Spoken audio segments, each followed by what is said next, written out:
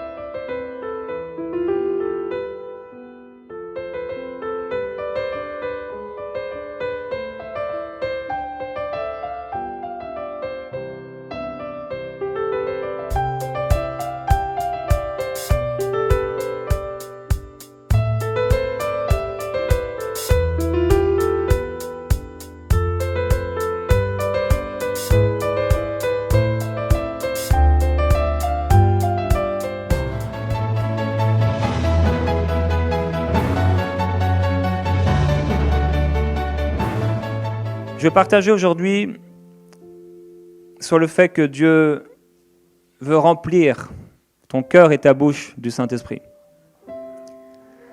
Dans l'évangile de Luc, on voit qu'il y a l'ange qui va apparaître alors que le sacrificateur Zacharie est dans le temple, le lieu saint. Il est là en train d'offrir du parfum et à droite de l'autel des parfums, l'ange apparaît et l'ange va prophétiser sur lui. Il y a quelque chose qui descend du ciel.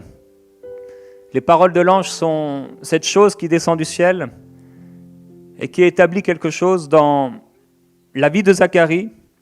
Il lui prophétise que sa femme, qui est vieille, qui est âgée, va avoir un enfant. Et on voit aussi l'ange qui apparaît à Marie. L'ange apparaît à Zacharie avec une promesse pour son épouse. L'ange apparaît à Marie. Et ce que ça va produire, on va le voir un peu plus tard, c'est que l'ange, quelque chose du ciel descend dans la vie de Zacharie, dans la vie d'Élisabeth et dans la vie de Marie. Et qu'est-ce que ça va provoquer ? Chacun d'eux vont se mettre à prophétiser. Dans l'ordre, sauf que Zacharie, lorsqu'il a douté et qu'il a été incrédule, sa bouche a été fermée, on va le voir. Alors il a prophétisé, mais à la fin. L'ordre a été changé. Élisabeth a prophétisé, Marie a prophétisé, et ensuite Zacharie a prophétisé. Dans Luc au chapitre 1 au verset 5, Luc chapitre 1 verset 5,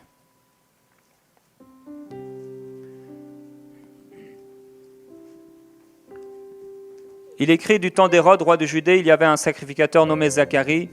Au verset 8, pendant qu'il s'acquittait de ses fonctions devant Dieu, selon le tour de sa classe, il fut appelé par le sort, d'après la règle du sacerdoce, à entrer dans le temple du Seigneur pour offrir le parfum. Ce qui est important ici, c'est que Zacharie entre dans le temple du Seigneur pour offrir le parfum. Toute la multitude du peuple était dehors en prière à l'heure du parfum.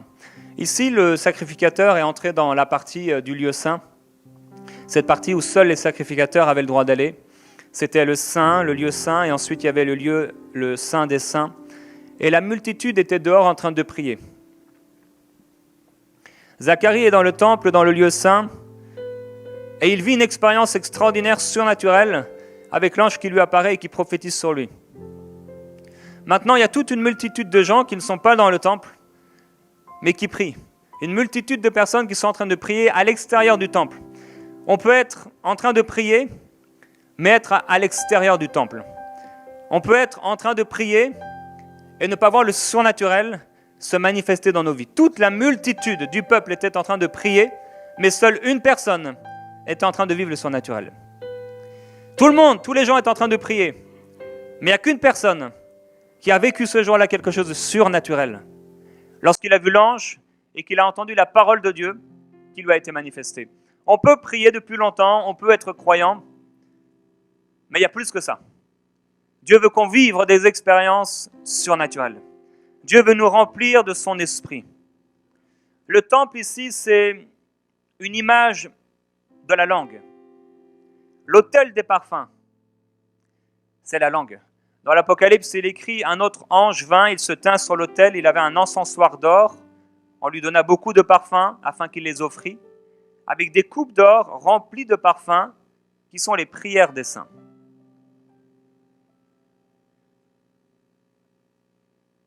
La Bible dit, vous êtes le temple du Saint-Esprit.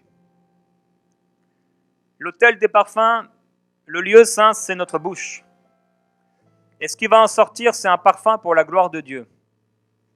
Un peu plus loin, alors que l'ange apparaît à Zacharie et qu'il se tint à droite de l'autel des parfums, il lui prophétise alors qu'il va avoir un fils. Et puis, on prophétise à propos de Jean-Baptiste en disant qu'il ne boira ni vin, ni liqueur enivrante, mais qu'il sera rempli de l'Esprit Saint dès le sein de sa mère et qu'il marchera avec l'esprit d'Élie. Jean-Baptiste était consacré à Dieu dès le sein de sa mère. Et il ne pouvait pas boire de vin ni de boisson enivrante parce que Dieu avait quelque chose de mieux à lui faire boire. Il ne pouvait pas s'enivrer parce que Dieu voulait qu'il soit ivre d'une autre boisson, d'un autre breuvage.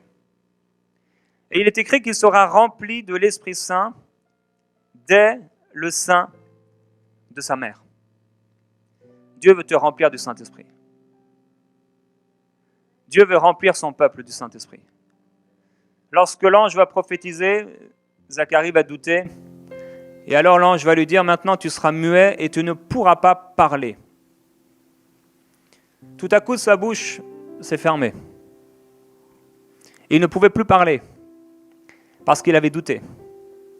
Les paroles de Dieu sont puissantes. Tout a commencé avec la parole. Lorsque Dieu a dit, les choses sont arrivées. 10 fois dans le chapitre 1 de Genèse, Dieu dit. Les paroles de Dieu sont chargées de puissance et chargées d'autorité. Au commencement était la parole, et la parole était avec Dieu, et la parole était Dieu. Et tout ce qui existe a été fait par elle, et il n'y a rien qui existe qui ait été fait sans elle. La parole de Dieu est extrêmement puissante, et lorsque Dieu a dit que la lumière soit, qu'est-ce qui s'est passé? La lumière fut. Il faut parfois fermer notre bouche parce qu'elle doit être sanctifiée, parce qu'elle est un chemin pour la gloire de Dieu. Elle est un chemin pour que Dieu parle. Et lorsque Zacharie, qui est en train de remplir sa fonction, a une parole qui était contraire à l'esprit de cette fonction, à l'esprit de cette onction, il est devenu muet. Dans le livre des Proverbes, 50 fois, il nous est parlé de la bouche, qui est reliée à la sagesse. Dans le livre des Psaumes, 60 fois, il nous est parlé de la bouche, qui est reliée à la louange. Votre bouche vous a été donnée, nous a été donnée pour glorifier Jésus-Christ, pour amener les désirs de Dieu à manifestation. Quelque temps après, Élisabeth, sa femme, devint enceinte et elle va se cacher pendant 5 mois. L'ange apparaît à Zacharie, lui dit, ta femme va être enceinte et va enfanter un fils, ce sera Jean-Baptiste. Il sera rempli du Saint-Esprit dès qu'il sera dans le ventre de ton épouse. La puissance de Dieu reposera sur lui. Et alors, elle tombe enceinte et pendant 5 mois, elle se cache. Il faut cacher l'onction. Il faut garder l'onction. Dans ta bouche, il y a l'autel des parfums. Il faut garder cette onction. Il faut protéger cette onction. Il faut veiller aux paroles de ta bouche pour ne pas être lié. La Bible dit dans le livre des Proverbes que le sot, le stupide, dans sa bouche se trouve une verge pour qu'on le frappe avec. Ta bouche doit être sainte pour le Seigneur. Pendant 5 mois, elle est restée cachée parce qu'il y avait quelque chose en elle qui devait être caché. Il y a quelque chose qui devait être gardé. Il y a quelque chose qui devait être protégé. L'ange apparaît à Marie. Et Marie dit, mais comment cela se fera? Je ne connais pas d'homme. Et l'ange lui dit, le Saint-Esprit viendra sur toi. Alors le Saint-Esprit vient sur Marie à la parole de l'ange, qui vient du ciel. Et Marie va aller, à cause de la révélation que l'ange va lui apporter, chez Élisabeth. Elle entre dans sa maison, et il est écrit que dès qu'Élisabeth entendit la salutation de Marie, son enfant, donc Jean-Baptiste, tressaillit dans son sein, et elle fut remplie du Saint-Esprit. Elle portait quelqu'un qui était rempli du Saint-Esprit. Et quand elle a entendu la voix de Marie, qui elle aussi avait reçu une semence, et qu'elle était elle aussi dans son esprit, dans son fort intérieur, remplie du Saint-Esprit, au moment où elle entend la voix de celle qui portait en elle-même l'enfant rempli du Saint-Esprit, l'enfant rempli du Saint-Esprit dans le ventre d'Élisabeth commence à tressaillir de joie.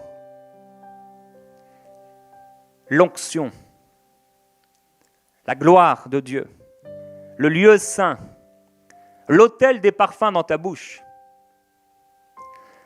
Elle s'écria d'une voix forte, « Tu es bénie entre toutes les femmes. Car voici, aussitôt que la voix de ta salutation a frappé mon oreille, mon enfant a bondi de joie au-dedans de moi. » Marie était déjà enceinte. Lorsque Jésus a maudit le figuier, le lendemain, il était sec. Lorsque l'ange a parlé, il s'est passé quelque chose aussitôt. Elle dit, aussitôt que la voix de ta salutation a frappé mon oreille. La bouche de Dieu qui exprime la parole de Dieu et qui est exprimée dans notre cœur, manifestée, déclarée avec notre bouche, elle frappe. La parole de Dieu dans ta bouche a une puissance. Dieu dit, ma parole n'est-elle pas comme un feu, comme un marteau qui brise le roc? Aujourd'hui, Dieu veut te montrer le pouvoir de sa parole dans ta bouche. L'importance qu'a ta bouche. L'importance de ces paroles, non seulement dans ton cœur, mais dans ta bouche. Marie va dire, mon âme exalte le Seigneur et mon esprit se réjouit en Dieu, mon Sauveur. Tout à coup, Marie, qui marchait d'une manière naturelle, a une connaissance de son esprit. Elle comprend, elle discerne qu'elle est de nature spirituelle. Elle fait tout à coup la différence entre ce qui vient de son âme et de son esprit. Parce qu'il y a quelque chose qui se passe à l'intérieur d'elle. Il y a un être qui est rempli du Saint-Esprit. Il faut garder l'onction. Marie va demeurer chez Élisabeth pendant 3 mois. Elle s'est frottée à l'onction. Comme j'ai parlé de cette femme avec les vases d'huile, qui lorsqu'elle a rempli tous les vases d'huile, toute la maison était remplie de l'odeur de cette huile. Ses mains étaient remplies d'huile. J'ai dit, elle s'est peut-être frottée les cheveux, elle avait de l'huile partout. Elle a été obligée de marcher dans l'huile. L'onction, dans l'Ancien Testament comme dans le Nouveau, c'est une huile, quelque chose qui sert à enduire, un onguent, que les Hébreux pouvaient préparer à partir d'huile, d'herbes aromatiques. Ça veut dire aussi se frotter avec une huile grasse. Tes paroles sont une huile grasse.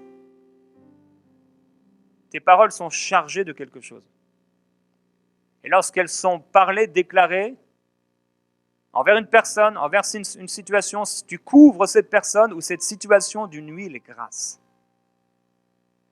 Marie et Élisabeth ont été 3 mois ensemble et Marie s'est frottée et Élisabeth s'est frottée. Elles se sont ensemble frottées à l'onction. Elles étaient mises à part. Et Élisabeth est restée cachée. Elle était mise à part. Ta bouche doit être mise à part pour Dieu. Lorsque Jean-Baptiste, après que Marie soit partie, elle retourne chez elle et quelques jours plus tard, Élisabeth va accoucher. Au moment où il va dire le nom de Jean-Baptiste, sa bouche va s'ouvrir, sa langue va se délier. Et il est écrit que Zacharie fut rempli du Saint-Esprit et il prophétisa. Quand il a vu l'ange et qu'il était rempli de peur, sa bouche s'est fermée. Mais quand il était rempli du Saint-Esprit, sa bouche s'est ouverte. J'ai dit que l'ange a visité Zacharie, puis Élisabeth, puis Marie, mais étonnamment, c'est Élisabeth la première qui commence à prophétiser dans le texte. Puis ensuite, c'est Marie qui commence à prophétiser, parce qu'elles sont toutes les deux remplies du Saint-Esprit. Jean-Baptiste, à l'intérieur d'Élisabeth, est rempli du Saint-Esprit, et elle-même est remplie du Saint-Esprit, et elle commence à prophétiser. Il y a quelque chose dans son esprit qu'elle peut ressentir à la voix de Marie, et qui la fait prophétiser. Il y a quelque chose qui coule. Elles se mettent à prophétiser au moment où la voix de Marie, qui n'est que la manifestation de l'Esprit qui habite en Jésus-Christ, percute ses oreilles. À l'intérieur, elle est comme stimulée. À l'intérieur, il y a un mouvement qui crée, qui amène des paroles à se manifester et elle déclare aisément avec liberté la parole de Dieu. Marie, elle aussi, qui a été visitée en 3e, va se mettre à prophétiser. Mais Zacharie ne peut pas prophétiser parce qu'il a la bouche fermée. Mais quand sa bouche s'ouvre, ce qu'il avait contenu, ce qui était bloqué à l'intérieur de lui, il peut le manifester, il commence à prophétiser. Aujourd'hui, si tu n'es pas baptisé du Saint-Esprit, tu vas être baptisé du Saint-Esprit, être rempli du Saint-Esprit. Le Saint-Esprit va venir remplir ton esprit à un point tel que ta bouche ne sera plus fermée, plus jamais fermée. Sa langue s'est déliée, il y a quelque chose qui doit sortir de ta bouche. La Bible dit de Jean-Baptiste, l'enfant croissait et il se fortifiait en esprit et il demeurait dans les déserts jusqu'au jour où il se présenta devant Israël. Il gardait l'onction. On n'en fait pas n'importe quoi. Il était dans les lieux déserts parce qu'il gardait l'onction. Il protégeait l'onction. Il y avait quelque chose de si saint, de si sacré, de si pur qu'il devait rester à l'écart. Ta bouche doit être fermée quand c'est pour dire le mal, mais elle doit s'ouvrir quand c'est pour prophétiser. Tu dois protéger l'onction. Il ne faut pas qu'il sorte de notre bouche le mal et le bien. Il faut protéger l'onction. Il demeurait dans les déserts. Il se fortifiait en esprit. Le jeûne fait conserver l'onction. Il jeûnait dans le désert. Et le jeûne a cette capacité de faire conserver l'onction. De ramener l'onction par la prière et de te faire conserver l'onction. Jésus dit, en ce temps-là, quand l'époux sera parti, ils jeûneront. C'est le temps dans lequel nous sommes. Beaucoup de gens perdent l'onction parce qu'ils déshonorent Dieu. Jeûner, se consacrer à Dieu, nous fait garder l'onction. Mais déshonorer Dieu, attrister le Saint-Esprit, nous fait perdre l'onction. Tu peux jeûner et conserver l'onction. Tu dois jeûner pour conserver l'onction. Tu dois passer du temps dans le jeûne pour garder cette onction. Te mettre à part et mettre à part ta bouche pour garder cette onction. Paul dit, ne savez-vous pas que vous êtes le temple de Dieu et que l'Esprit de Dieu habite en vous. Quand il parle de temple ici, il désigne exactement l'endroit où se trouvait Zacharie lorsqu'il a eu la vision de l'ange. Tu es le lieu saint. Ta bouche est le lieu saint, ton esprit le lieu très saint. Tu es le lieu saint de Dieu. Il doit sortir quelque chose de toi. Quand Zacharie est sorti du temple, il n'a pas pu dire ce qui s'était passé. Mais les gens ont compris qu'il avait eu une vision. Mais quand sa bouche a été ouverte, instantanément, ils se mettent à prophétiser. tu dois prophétiser. Jean-Baptiste grandit et il est très particulier. Il n'a rien à voir avec les gens de sa génération. Il n'a rien à voir avec les hommes religieux de sa génération. Il y a quelque chose de si particulier en lui que tout le monde est attiré vers lui. Pourquoi ? Parce qu'il a su garder l'onction. Pourquoi ? Parce qu'il ne s'est pas laissé influencer avec la pensée du monde, avec la pensée de sa génération. Pourquoi ? C'est parce que, alors que dès le sein de sa mère, il était rempli du Saint-Esprit, il a tout fait pour garder l'onction.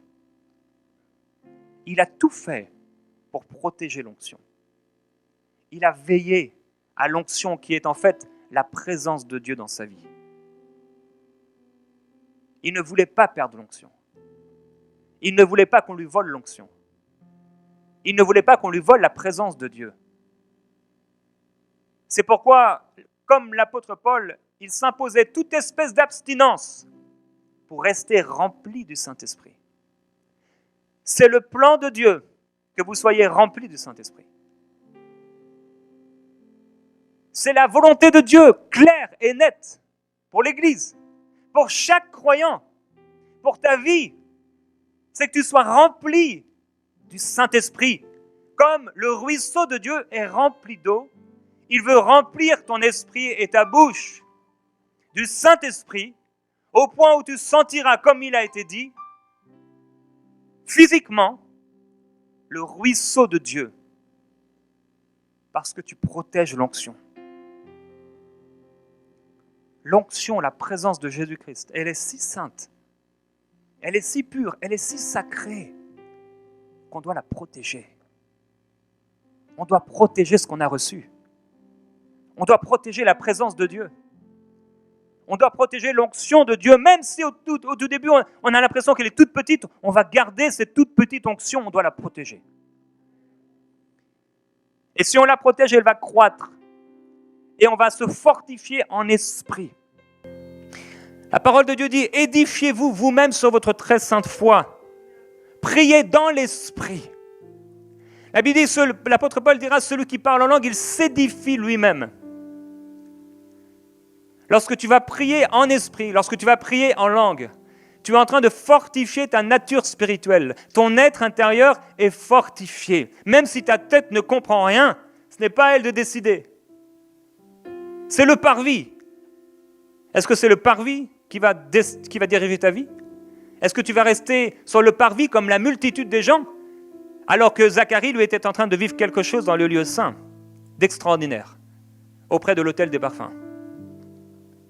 Tu pourras être avec la multitude des gens qui ne vivent rien, qui prient, mais qui ne vivent rien.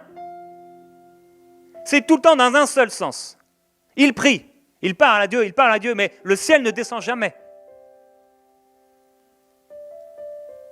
Le ciel veut descendre dans ta vie, le ciel veut descendre dans nos vies. Il veut nous remplir, mais on doit garder et protéger l'onction. Jean-Baptiste grandit et il commence à prêcher le baptême de repentance. Et il dit quelque chose de particulier, il dit « Moi, je suis la voix de celui qui crie dans le désert. » Il ne dit pas « Je suis l'homme qui crie dans le désert », il dit « Je suis la voix de celui qui crie dans le désert. » Il dit « Je suis une voix. » Mon ministère, il le résume de façon extraordinaire. Il résume son ministère en une phrase « Je suis la voix de celui qui crie dans le désert, rendez plat, aplanissez les sentiers pour le Seigneur. » S'il pouvait encore résumer, il dirait « Je suis la voix. » Il se considère comme une voix. On ne réalise pas la puissance de notre voix, la puissance de notre bouche, la puissance de ce qui peut sortir de nous. Dieu dit que la lumière soit et la lumière fut. La vie et la mort sont au pouvoir de la langue. Quiconque l'aime en mangera les fruits. L'onction avait travaillé dans le secret, dans le désert, pendant des années. Et l'onction avait produit un arbre dans la vie de Jean-Baptiste. Il avait protégé l'onction pendant des années. L'onction avait augmenté. Il s'était habitué à l'onction. Et l'huile, grâce de l'onction, a commencé à couler de la bouche du prophète, en prêchant un baptême de repentance, parce qu'il était rempli du Saint-Esprit.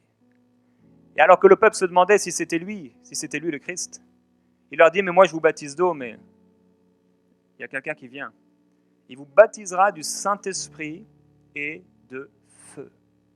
Mais si les foules allaient à Jean-Baptiste, alors qu'il n'était que capable de baptiser d'eau, mais qu'arrivera-t-il avec celui qui peut baptiser du Saint-Esprit et de feu? Si déjà ce Jean-Baptiste nous choquait, surprenait, qu'arrivera-t-il de celui qui peut baptiser du Saint-Esprit et de feu? Si Jean-Baptiste n'avait aucune capacité même de délier les sandales du Seigneur Jésus-Christ, mais quelle serait la puissance de ce Christ? Gloire à Dieu pour le baptême d'eau, et il a baptisé d'eau. Mais il y a tellement de gens qui sont baptisés d'eau, mais qui sont aussi secs qu'un biscuit soda. Il ne faut pas rester sur le parvis. Il faut être rempli du Saint-Esprit. Il ne faut pas être sec. Ce n'est pas le plan de Dieu pour ta vie, que ce soit dur, que ce soit difficile, qu'il n'y ait aucune puissance dans ta vie. C'est le plan de Dieu que tu manifestes la puissance et que tu ressentes cette puissance et que tu vives cette puissance. Et que les paroles de Jésus-Christ, cette promesse que des fleuves d'eau vive couleront de ton esprit, ne soit pas seulement une image que tu lis dans la Bible, mais une réalité. Dieu te remplira du Saint-Esprit à la mesure de ta soif. Et il dit, venez à moi et buvez gratuitement. Beaucoup sont secs parce qu'ils ont attristé le Saint-Esprit. Ils ne réalisent pas qu'ils sont peut-être même constamment en train d'attrister le Saint-Esprit par leur vie, par leur choix de vie. Ésaïe a dit, mais malheur à moi, je suis perdu, parce que je suis un homme dont les lèvres sont impures. Et j'habite un peuple qui a lui aussi les lèvres impures. Et mes yeux ont vu le roi. Mais un ange de Dieu va commencer à voler, va prendre une pierre ardente sur l'autel et va en toucher sa bouche. Et va lui dire, maintenant ceci a touché ta bouche. Ton iniquité est expiée, ton péché est enlevé. Et là, il va entendre la voix du Seigneur qui dira, qui enverrai-je et qui marchera pour nous. Il faut que son feu touche ta bouche. Il faut que le feu du Saint-Esprit touche ta bouche, ton esprit, ta chair, que l'onction se frotte à ta chair pour vivre une expérience extraordinaire. Ésaïe dit, l'Éternel m'a appelé dès ma naissance.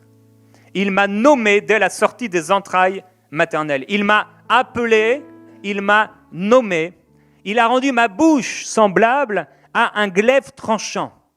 Il m'a couvert de l'ombre de sa main, il a fait de moi une flèche aiguë. Et il m'a dit, tu es mon serviteur, je mets mes paroles dans ta bouche. Dieu parle. Jésus est la parole de Dieu.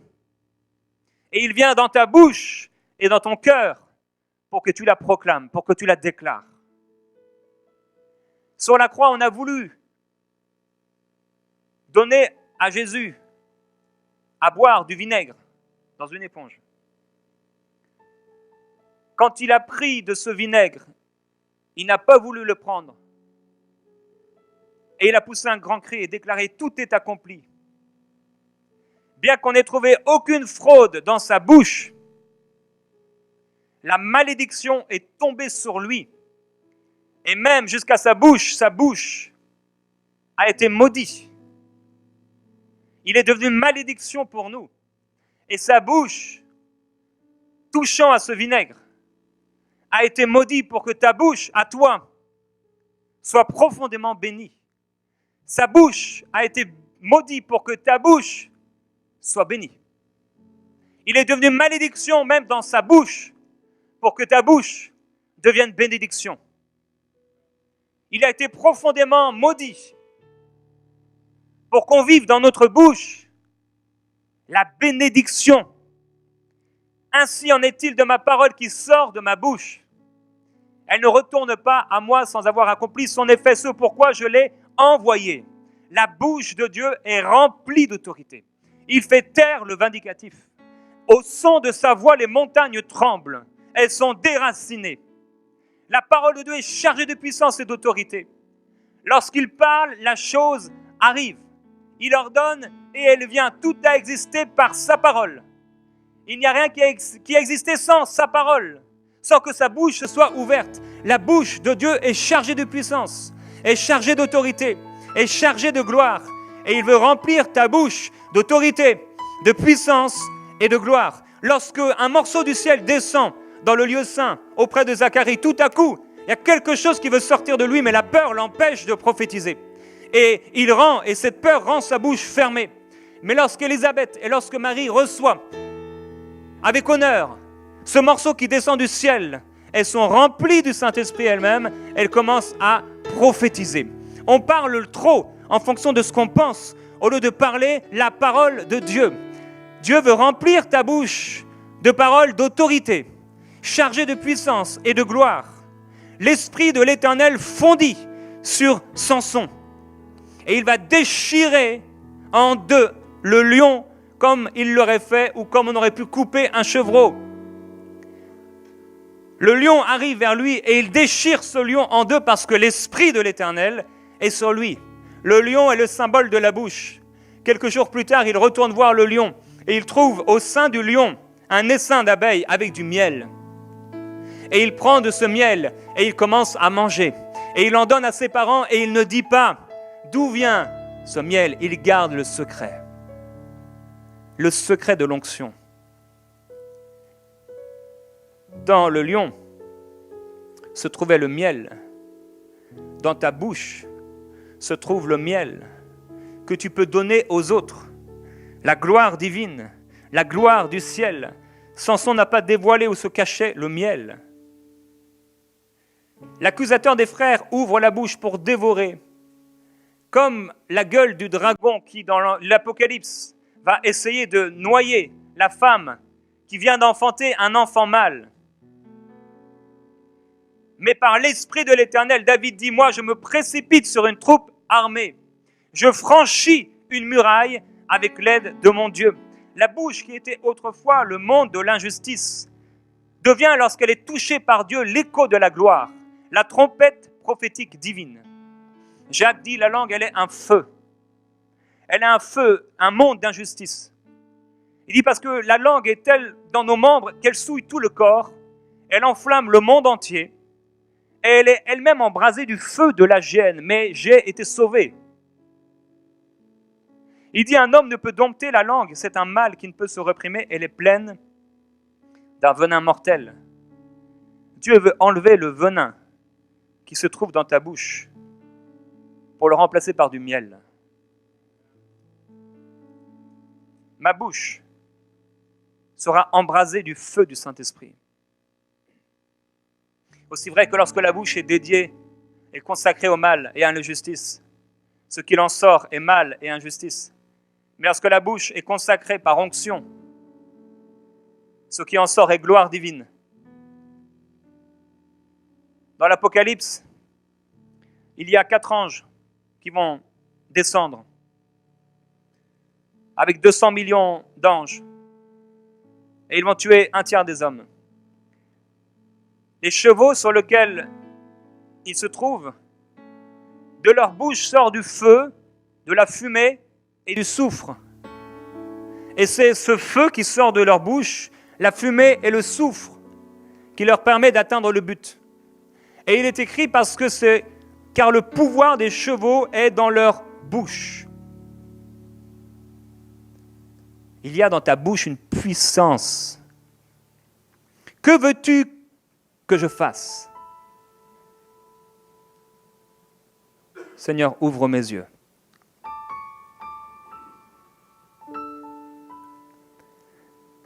Un ange cria d'une voix forte comme rugit un lion, et à son cri, les 7 tonnerres firent entendre leur voix. Et Jean va commencer à entendre du ciel une voix parler. alors que les deux témoins vont commencer à prophétiser dans l'Apocalypse. Il est écrit, si quelqu'un veut leur nuire, du feu sort de leur bouche et dévore leurs ennemis. Et ils ont le pouvoir de fermer le ciel afin qu'il ne pleuve pas pendant les jours de leur prophétie. Leur bouche est chargée d'autorité. Et ce dragon, de sa gueule, le serpent lança de l'eau comme un fleuve derrière la femme, afin de la faire entraîner par le fleuve. Mais la terre secourut la femme, et la terre ouvrit quoi? La terre ouvrit sa bouche, et engloutit le fleuve que le dragon avait lancé de sa gueule. Et de ce dragon, il est écrit qu'il lui fut donné une gueule qui proférait des paroles arrogantes et des blasphèmes. Elle ouvrit sa gueule en blasphème contre Dieu pour blasphémer contre son nom, son tabernacle et ceux qui l'habitent dans le ciel. Et parlant de la bête, il est écrit, il lui fut donné d'animer l'image de la bête, afin que l'image de la bête parle. Un peu plus loin, l'apôtre entend une voix, il dit, j'entendis du ciel une voix comme la voix de grandes eaux, comme le bruit d'un fort coup de tonnerre. Et le son que j'entendis était comme celui de joueurs de harpe jouent de la harpe. Ils chantent un cantique nouveau, et dans leur bouche, il ne s'est pas trouvé de mensonge. Partout dans l'Apocalypse, nous voyons que c'est une histoire de paroles, de prophéties qui sortent de la bouche des anges, de Dieu lui-même ou des ennemis de Dieu. Il dit au 7e versement de la coupe, une voix forte qui venait du trône et disait, en effet, il y eut des éclairs, des voix, des tonnerres et un grand tremblement de terre. Et il va voir cette femme ivre du sang des saints et du sang des témoins de Jésus. Ta bouche, c'est le lieu saint, un autel de parfum pour que tu puisses parler comme Dieu parle, déclarer comme Dieu déclare. Marie va accoucher, Jésus grandit, il croit lui aussi. Et au jour de son baptême, le Saint-Esprit descend sur lui sous une forme corporelle. Ce n'est plus comme Zacharie qui a vu un ange, un morceau du ciel. Ce n'est pas un envoyé du ciel qui descend dans la vie de Jésus, c'est le ciel lui-même qui descend dans la vie de Jésus. Il est écrit, Jésus rempli du Saint-Esprit, revint du Jourdain, et il fut dirigé, conduit par l'Esprit dans le désert, où il fut tenté par le diable pendant 40 jours. Il ne mangea rien durant ces jours-là. Quand le Saint-Esprit a rempli Jésus, il a commencé à être rempli, dirigé par le Saint-Esprit. Et l'Esprit l'a dirigé dans un temps de jeûne de 40 jours où rien n'est rentré dans sa bouche. Aucune nourriture. Parce que sa bouche devait être consacrée. Dieu dit, ne touchez pas à ceux que j'ai oints. Ta bouche doit être consacrée et rien n'est rentré dans la bouche de Jésus pendant 40 jours. Et le diable l'a tenté en lui disant quoi? Ordonne à ces pierres de devenir du pain. Le diable voulait arrêter le jeûne de Jésus parce qu'il commençait à en ressentir les effets et la puissance. Parce que Jésus était en train de retenir, de garder, de protéger l'onction que Dieu avait posée en lui et posée sur lui. Cette onction du Saint-Esprit était tellement importante pour Jésus qu'il est resté 40 jours sans manger pour la protéger. Et rien n'est rentré dans sa bouche parce que sa bouche devait être consacrée pour en faire sortir quelque chose de puissant qui allait libérer les gens. Il n'a rien mangé, il a gardé l'onction. Et le diable lui a dit, mais si tu te prosternes devant moi, je te donnerai cette puissance que j'ai reçue. Mais quand Jésus sort du désert, il y a un autre type de puissance. Une puissance beaucoup plus grande, une puissance qui effraie, une puissance qui libère les captifs. Jésus avait une plus grande puissance que celle que le diable voulait lui proposer. Il a voulu le faire manger comme Nebuchadnezzar voulait faire manger Daniel et ses amis, mais Daniel a dit non, je ne me souillerai pas par les mets et le vin du roi. Cela n'entrera pas dans ma bouche. Pourquoi? Parce que sa bouche allait être un instrument de justice, de sagesse et de révélation divine. Sa bouche allait être employée par Dieu pour manifester ce que personne ne pouvait manifester, pour dire ce que personne ne pouvait dire, pour révéler ce que personne ne pouvait révéler. Tous les sages et les astrologues et les magiciens n'ont pas pu révéler à Nebuchadnezzar le rêve qu'il avait fait. Mais Daniel et ses amis, et Daniel qui avait gardé sa bouche et qui avait empêché à toute nourriture mauvaise d'entrer dans sa bouche, reçoit de la part de Dieu une vision, un songe, et de cette même bouche qui avait été consacrée et mise à part pour Dieu, il en sort la révélation qui va changer sa vie et celle de cet homme. Une prophétie qui n'est pas encore terminée dans sa bouche. Jésus dit, ce n'est pas ce qui rentre de la bouche qui souille l'homme, non, c'est ce qui en sort.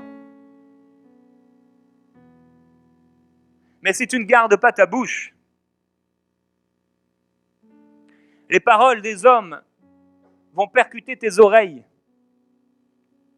Et si tu reçois dans ton cœur les paroles de malédiction, elles vont enfanter, non pas quelqu'un qui soit rempli du Saint-Esprit, elles vont enfanter la peur. Elles te rendront muet, incapable de parler. Jésus a été baptisé de feu dans le désert et il est sorti de l'Esprit, revêtu de la puissance de l'Esprit. Dans l'Apocalypse, nous voyons que le diable a une bouche qui est arrogante. Il a proposé à Jésus la gloire et la puissance des royaumes. Mais Jésus a refusé les paroles de cette bouche arrogante. Et il a été baptisé de feu dans le désert. Il est resté 40 jours à s'immerger dans l'onction. Et son corps a commencé à s'habituer à la présence de Dieu. Il a habitué sa chair à la présence de Dieu. Et c'est pourquoi il se mettait à part et il passait des temps à jeûner et à prier en disant « Moi, j'ai une nourriture à manger que vous ne connaissez pas. » Il y avait une nourriture qui était bien plus glorieuse pour Jésus, bien plus extraordinaire que celle que les disciples connaissaient.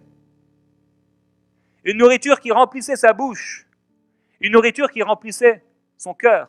Dieu dit, l'homme ne vivra pas de pain seulement, mais de toute parole qui sort de ma bouche. La parole de Dieu est une véritable nourriture.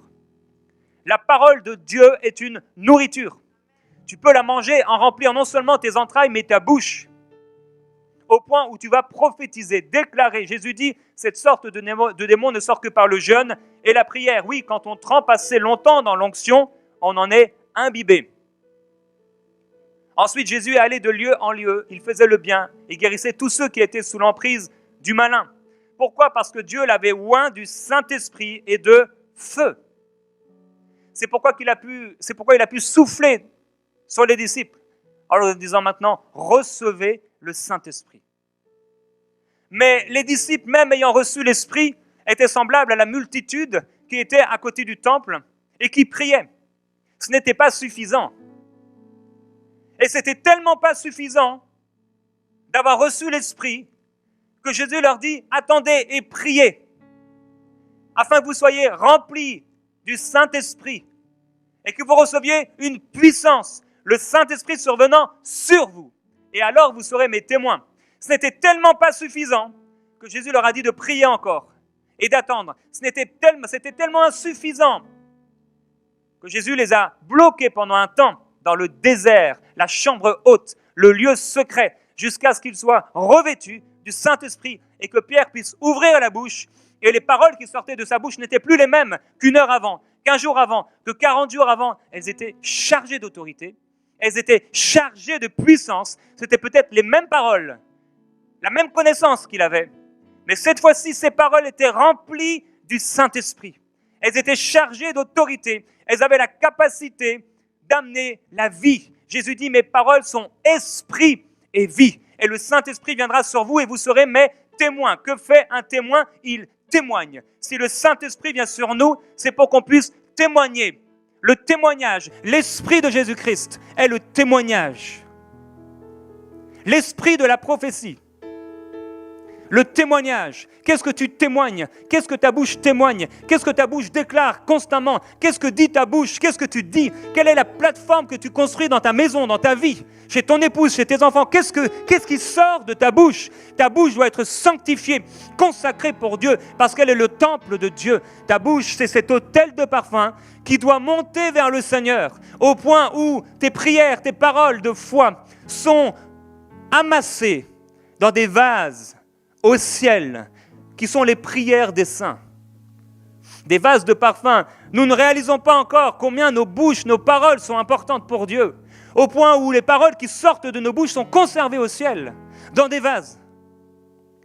Et lorsque les vases seront pleins, comme Dieu l'a voulu, ces prières seront déversées, amèneront la justice de Dieu sur la terre. Et il établira pour toujours sa gloire. Et nous habiterons avec lui. Il habitera en nous et il sera tout en tous. Il nous remplira éternellement.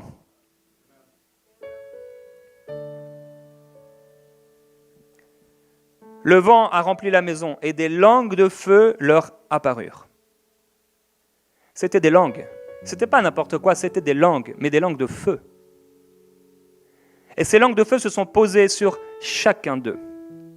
Et quand ces langues de feu se sont posées sur eux, ils se sont mis à faire quoi? À parler. À parler en d'autres langues.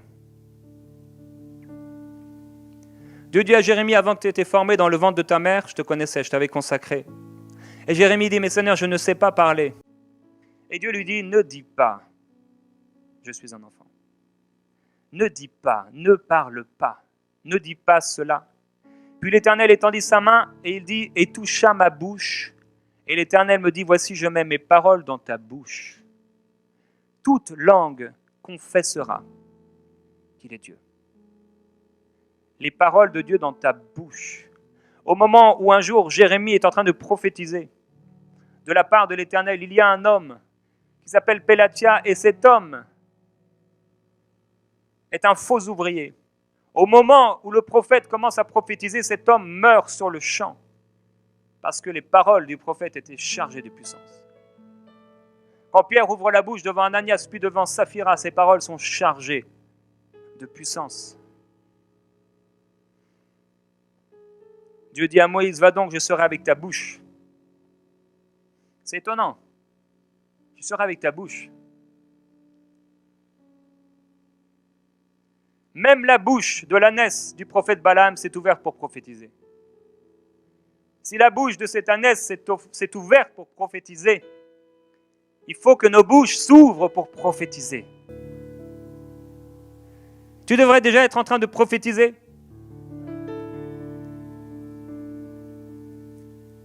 Dieu dit à Jérémie, voici, je veux que ma parole dans ta bouche soit du feu. Le Seigneur détruira l'impie par le souffle de sa bouche. Tu as tiré des louanges de la bouche des enfants et de ceux qui sont à la mamelle. Dieu dit à Ézéchiel, tu leur diras mes paroles, les paroles de ma bouche. Et il lui dit, mais ne sois pas rebelle comme eux, ouvre ta bouche et mange ce que je te donnerai. Et il dit, j'ouvris la bouche et il me fit manger ce rouleau. Pour Ézéchiel, c'était comme un baptême du Saint-Esprit. Il a mangé un rouleau. Il dit, fils d'homme, mange, nourris ton ventre, remplis tes entrailles de ce rouleau. Et il dit, je le mangeai et il fut dans ma bouche doux comme du miel. Le prophète Balaam a dit, n'aurais-je pas soin de dire ce que l'Éternel met dans ma bouche? À un autre moment, Ézéchiel est amené dans la vallée. Il dit, l'Esprit entra en moi et me fit tenir sur mes pieds. Et Dieu lui dit, va t'enfermer dans ta maison. Ta bouche est un lieu consacré pour Dieu. C'est pourquoi les apôtres disaient, priez sans cesse. Nous rendons continuellement grâce à Dieu. C'est pourquoi au ciel, les anges s'écrient en ce moment même, constamment, Saint, Saint, Saint est l'Éternel des armées. Toute la terre est remplie de sa gloire. Saint, Saint, Saint est l'Éternel des armées, répétant sans cesse. Quand tu loues Dieu, quand tu glorifies, quand tu parles, quand tu proclames la gloire de Dieu, ta bouche commence à en être remplie. Il se passe quelque chose dans ton fort intérieur. Quand tu parles en langue, tu t'édifies toi-même. Tu édifies ta nature spirituelle. Tu fortifies ta nature spirituelle.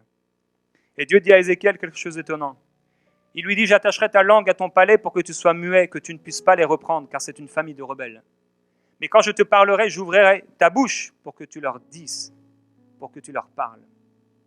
À partir de ce moment-là, Ézéchiel va vivre des choses étonnantes. Parfois, Dieu le rendra muet, il lui sera impossible de parler. des fois toute la nuit, des fois plusieurs jours. Et parfois, il y a des gens à qui il doit prophétiser. Et quand ces gens s'approchaient d'Ézéchiel, tout à coup, sa bouche s'ouvrait et il pouvait prophétiser. Ta bouche est consacrée pour prophétiser, pour des temps spéciaux particuliers où tu dois déclarer la parole de Dieu. Ta parole et ta bouche, c'est un chemin. Tes paroles sont un chemin pour ta destinée, pour ce que tu vas devenir demain.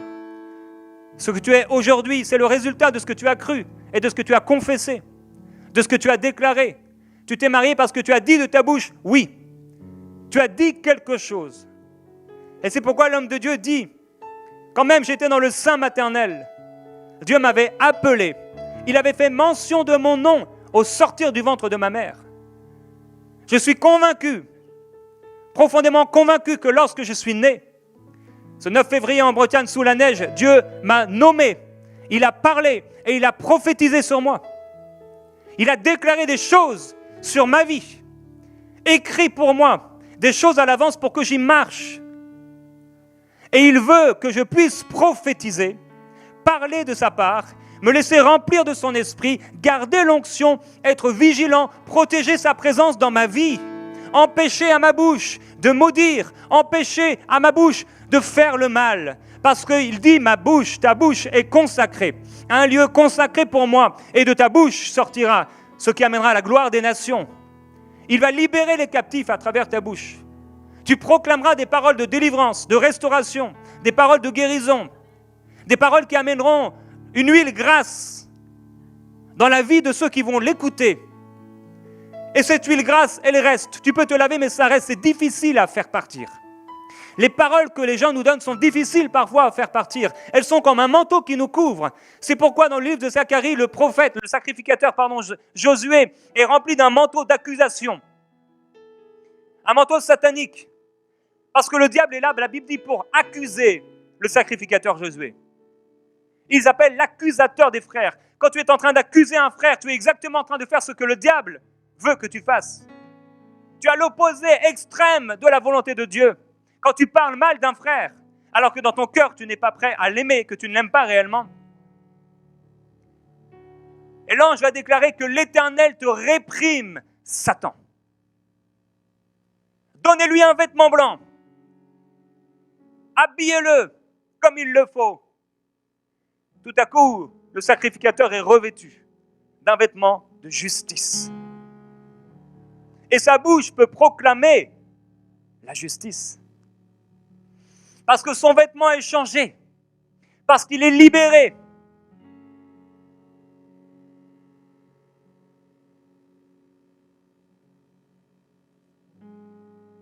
Dieu dit à Ézéchiel d'écouter toutes les paroles qui sortent de sa bouche. Et comme Pierre, il va dire que rien n'a pu, on n'est jamais entré dans sa bouche, mais Dieu lui dit, lève-toi, tue et mange. Dieu donne à Ézéchiel un rouleau qu'il doit manger. Comme le miel que mangeait Samson. Pierre est sur le toit pendant qu'on lui fait à manger. Mais là, il a une vision et Dieu lui dit, Pierre, lève-toi, tue et mange. Il doit manger. Jean se retrouve dans l'Apocalypse. Il dit, j'allais vers l'ange en lui disant de me donner le petit livre. Il pensait qu'il allait pouvoir lire le petit livre, mais l'ange lui dit quelque chose de particulier. Prends le petit livre et avale-le. Il sera amer à tes entrailles, mais dans ta bouche, il sera doux comme du miel. Il dit, je pris le petit livre et je l'avalai. Il fut dans ma bouche doux comme du miel, mais quand je lui avalai, mes entrailles étaient remplies d'amertume. Puis, on me dit, il faut que tu prophétises de nouveau. Il a mangé le livre pour pouvoir prophétiser. Ça a rempli sa bouche de gloire, mais ses entrailles d'un zèle amer, d'une sorte d'amertume. L'esprit de la prophétie qui devait parler, qui devait s'exprimer. Le livre, on ne doit pas seulement le lire, on doit le manger. On ne doit pas seulement le lire. Jésus dit, mes paroles sont esprit et vie, ma parole est une nourriture. L'homme ne vivra pas de pain seulement, mais de toute parole qui sort de ma bouche. Tu ne dois pas seulement lire la parole, tu dois t'en nourrir, tu dois l'avaler, au point où sa parole demeure en toi. Et si sa parole demeure en toi, quoi que ce soit que tu demandes, tu le verras s'accomplir. Parce que ces paroles demeurent en toi. Il faut que tu sois rempli du Saint-Esprit. Pierre a dit, ces gens ne sont pas ivres comme vous le supposez. Ils ne sont pas remplis de vin. Non, non, ils sont remplis du Saint-Esprit. Ils ne sont pas ivres, ils sont remplis du Saint-Esprit. Et Pierre lui-même, rempli du Saint-Esprit, va commencer à prêcher l'Évangile et à déclarer ce qui est en train de se passer. Ces langues de feu qui sont descendues sur chacun de nous, c'est exactement la réalisation c'est l'accomplissement de la prophétie du prophète Joël. Quand Dieu a dit « Je répandrai de mon esprit sur toute chair », il dit ces langues qui sont venues sur eux. Et maintenant, alors qu'ils se mettent à parler en langue, c'est ce qui se passe. Dieu a répandu sur eux de son esprit. Dieu veut répandre sur toi son esprit.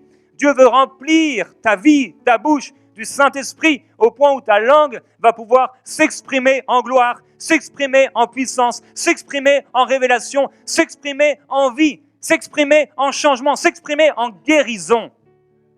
Il met dans ta bouche des paroles de vie pour que tu puisses les proclamer, les déclarer. C'est pourquoi celui qui prie pour un frère qui s'est éloigné, il peut libérer une âme de la mort et couvrir une multitude de péchés. C'est pourquoi Élie, qui était de la même nature que nous, il pria avec instance pour qu'il ne plût pas. Et la pluie ne tomba pas. Mais lorsqu'il pria à nouveau, lorsqu'il ouvrit la bouche, la pluie commença à tomber. On ne réalise pas la puissance de la prière, la puissance de nos paroles, la puissance des paroles de Dieu dans nos bouches. Dieu a mis une puissance extraordinaire en nous. Le Saint-Esprit est venu habiter en nous, mais nous disons, Seigneur, où est ta puissance? Où est ta puissance? Elle est dans ton cœur et dans ta bouche. J'ai cru, c'est pourquoi j'ai parlé. Il est bien de croire, mais il est mieux de parler. Il faut croire, mais il faut parler. Qu'est-ce que tu crois? Qu'est-ce que Dieu va faire à travers toi? Qu'est-ce que Dieu t'a dit? Il faut parler ces paroles, il faut déclarer ces paroles, il faut les amener à l'existence. Tu parles, tu vois les choses à l'avance, tu vois ces choses, elles n'existent pas encore, mais lorsque tu les parles, Dieu, le monde de Dieu, commence à bouger en ta faveur. Lorsqu'il prophétisait, cet homme est tombé mort. Pourquoi? Il y avait besoin d'une parole pour que Dieu accomplisse quelque chose. Lorsque Jésus a maudit ce figuier, il a eu besoin d'une parole. Jésus a parlé au figuier, il a maudit, il y a une parole qui est sortie de lui. Il ne l'a pas frappé avec sa main, il a parlé. Et la parole de Jésus, dans la vie du figuier, a amené quelque chose. Lorsque Jésus disait « Je le veux », c'était 3 mots, c'était simple, mais c'était puissant. Les yeux s'ouvraient tout à coup. Il fallait que Jésus parle. Il est la parole de Dieu. Au commencement était la parole était avec Dieu et la parole était Dieu. Il n'y a rien qui soit, frères et sœurs, qui a été fait sans cette parole. Et il a mis dans nos cœurs sa parole. Il dit, j'habiterai, je serai au milieu d'eux et je mettrai de mon esprit en eux. Je répandrai, c'est plus que je mettrai en, je répandrai mon esprit sur eux et ils prophétiseront. Dieu veut que tu prophétises. Dieu veut qu'on prophétise. Et il se passe quelque chose. À partir du moment où ils sont remplis du Saint-Esprit, ils sont tout à coup remplis d'assurance. On parle d'Étienne, un homme plein de foi et d'Esprit Saint. Les gens ne pouvaient pas résister à l'Esprit qui inspirait ces paroles. Quand tu es rempli du Saint-Esprit, tout à coup, tu es dirigé par le Saint-Esprit. Tu es fortifié. Tes paroles sont chargées de puissance. Tu es dirigé par la voix du Saint-Esprit. Et nous voyons les apôtres commencer à aller de lieu en lieu afin que les gens reçoivent le Saint-Esprit. Nous voyons le Saint-Esprit qui parle à Philippe et qui lui dit « Approche-toi de ce char ». À partir du moment où Philippe a été rempli du Saint-Esprit, il a commencé à entendre la voix du Saint-Esprit. Il a commencé à être dirigé par le Saint-Esprit. L'Esprit du Seigneur a enlevé Philippe à un moment. Il y a cet homme qui est arrivé pour imposer les mains à Saul. Et il dit quoi? Le Seigneur Jésus m'a amené vers toi pour que tu recouvres la vue et que tu sois rempli du Saint-Esprit. Jésus était venu auprès de cet homme pour qu'il soit rempli du Saint-Esprit. Il lui a dit, je veux que tu ailles prier pour cet homme afin qu'il recouvre la vue, mais qu'il soit rempli du Saint-Esprit. Ça sert à quoi de voir si tu n'es pas rempli du Saint-Esprit? L'Église grandissait grâce à quoi? À l'aide du Saint-Esprit. Pierre est en train de réfléchir à la vision de Pierre. Lève-toi, tue et mange. Et qu'est-ce qui se passe à ce moment-là? Le Saint-Esprit lui parle et lui dit, va avec ces hommes. Le prophète Agabus va se lever et il annonça comment, par l'Esprit, qu'il y aura une famine. Pendant qu'il y aura un culte, le Saint-Esprit dit, mettez-moi à part Barnabas et Saul. Paul, rempli du Saint-Esprit, commence à parler à ce faux prophète. Et cet homme devient aveugle tout à coup, parce que quelque chose est sorti de sa bouche. Pendant le réveil et la persécution, les disciples étaient remplis de joie et du Saint-Esprit. Et ils fortifiaient l'esprit des disciples. Ils ont voulu aller en Asie, mais ils ont été empêchés par le Saint-Esprit. Parfois, ils étaient pressés par le Saint-Esprit. L'apôtre Paul arrive auprès de ses croyants à Éphèse, il leur dit « Mais avez-vous reçu le Saint-Esprit lorsque vous avez cru ?» Ils ont dit « Mais on n'a même pas entendu parler d'un Saint-Esprit. » Mais lorsque Paul va mettre sa main sur eux, le Saint-Esprit vint sur eux et ils se mirent à parler en langue et à prophétiser. Et de lieu en lieu, là où ils allaient, ils étaient poussés par l'Esprit à faire certaines choses, dirigés par le Saint-Esprit. Le Saint-Esprit veut remplir ta vie. Alors je vais faire 2 appels pour terminer ce moment.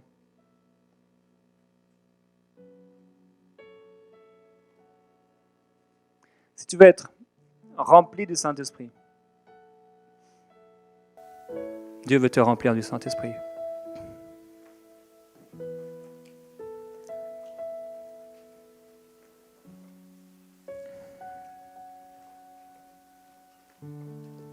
Le ruisseau de Dieu est plein d'eau.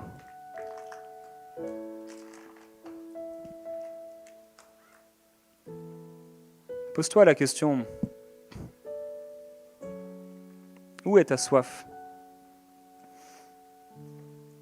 Où en est rendu dans ta vie ta soif?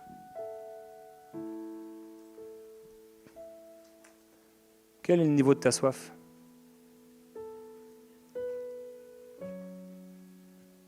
Est-ce qu'en ce moment, tu as soif?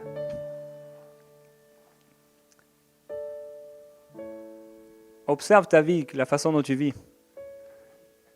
Est-ce que tu as soif, vraiment? La soif, elle s'exprime par des temps de consécration.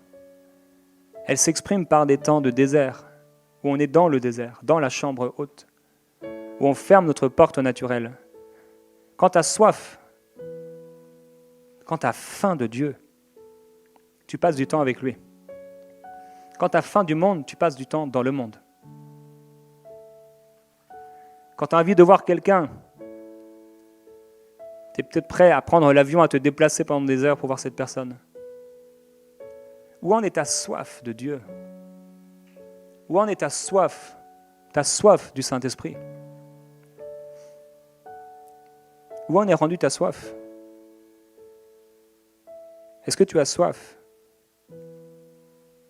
Il faut qu'on ait soif, davantage, qu'on ait faim, qu'on ne soit pas comme les disciples qui vont acheter à manger, mais qu'on soit plutôt comme Jésus, à manger une autre nourriture. Dieu veut nous donner à manger, une nourriture nouvelle.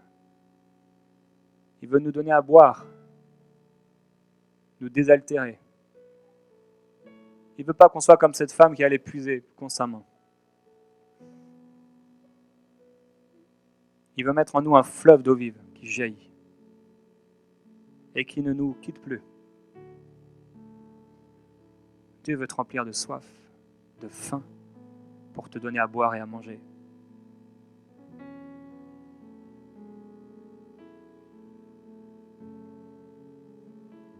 Merveilleux Père, merci pour ton esprit et pour ta parole qui est vie. Merci parce que ceux qui ont soif d'être remplis du Saint-Esprit vont l'être ce matin, aujourd'hui. Je te glorifie, Jésus-Christ. Tu es merveilleux, Seigneur.